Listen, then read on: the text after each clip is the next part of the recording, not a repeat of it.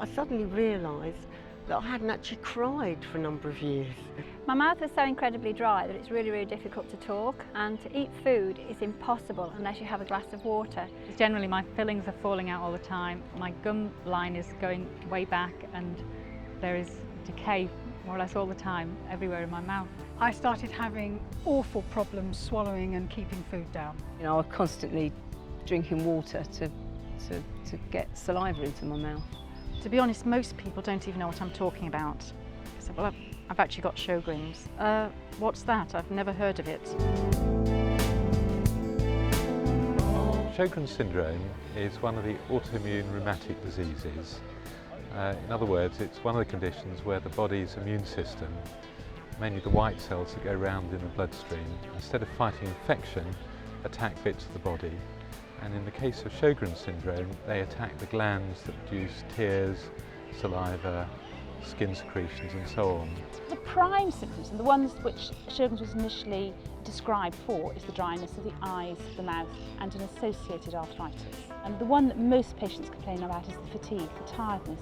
And this isn't an ordinary tiredness, it's not the kind of tiredness you can have a good night's sleep and wake up feeling better. It's a real quite overwhelming fatigue.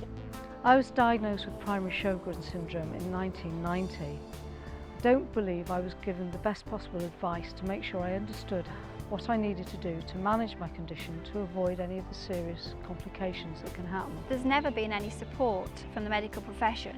They seem to believe that it's just a bit of an inconvenience and go away and it'll sort itself out.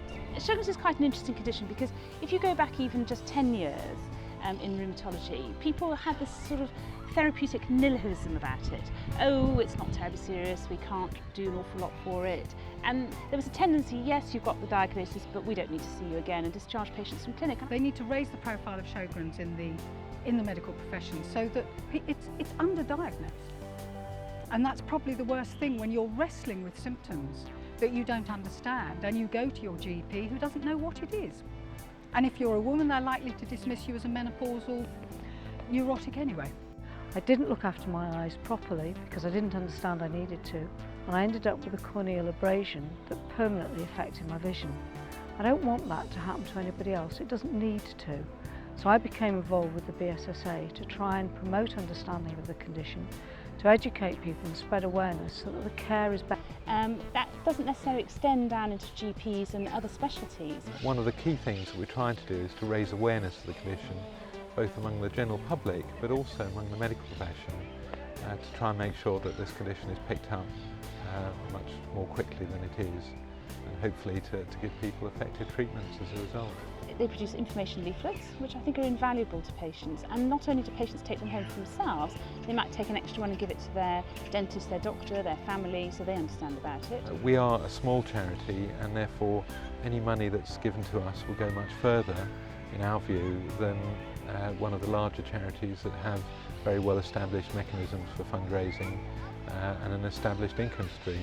If I hadn't have had them, I think I would have just been in turmoil, you know, wondering what on earth was going on and what was happening to me. Don't let it define you, if at all possible. It is manageable, and I think information is power.